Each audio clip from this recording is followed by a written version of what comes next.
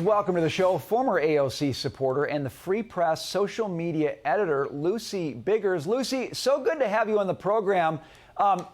You went through an incredible journey from AOC supporter to talking about less. It was like right out of Milton Friedman's playbook or something. So my first question is, how the heck did you go from where you were to where you are now? And what does it mean for what mamdani supporters need to hear?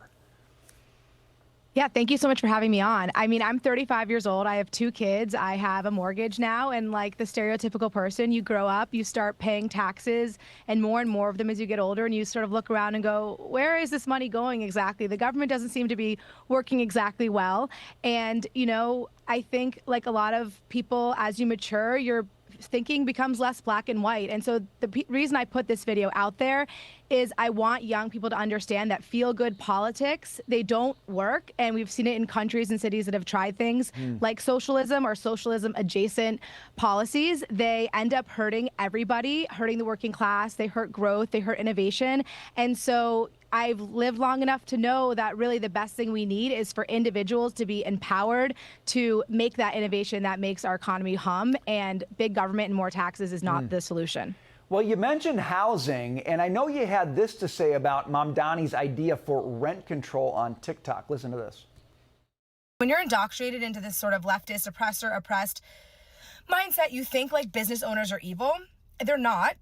Many of them are small businesses, you know, they're working on a margin. And so it's not affordable for them to put hundreds of thousands of dollars into an apartment that they cannot charge market rate for. That's why we have such a bad housing crisis right now in New York, is because of these leftist policies that feel so good to vote for. Like, yay, of course you don't want to raise rent on rent stabilized apartments. Like, that feels so good. But you guys have to understand, like, that's not how things work. Now, your logic is right on there. I'm with you on that. But I do think mamdani is talking about affordability, and that is resonating with some of these young voters. How do you help them understand that even if the goal is right, the path they're taking to get there is disastrously wrong? I mean, if I had the answer to that, I think I would be a millionaire. It's the age-old question, because we have these young people, they lead with their hearts, they see poverty, they see inequality, and they want to make a difference. I was one of those people. And unfortunately, I think mamdani, he's a snake oil salesman, is maybe a little harsh, but he's selling a dream. He's saying, if just give the government a little bit more money and then it will start doing well, and it'll really be a utopia. So just trust me, I'm going to be different this time. And remember, New York City has a $110 billion budget and spends $40,000 per student in elementary school, and half of the kids can't even read at grade level. So the government's not working well, and the idea that we would throw more money at a system that does not work, it's wishful thinking, and maybe that will get through to them.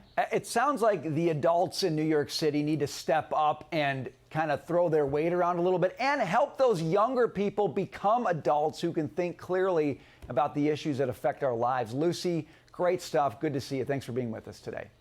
Thank you.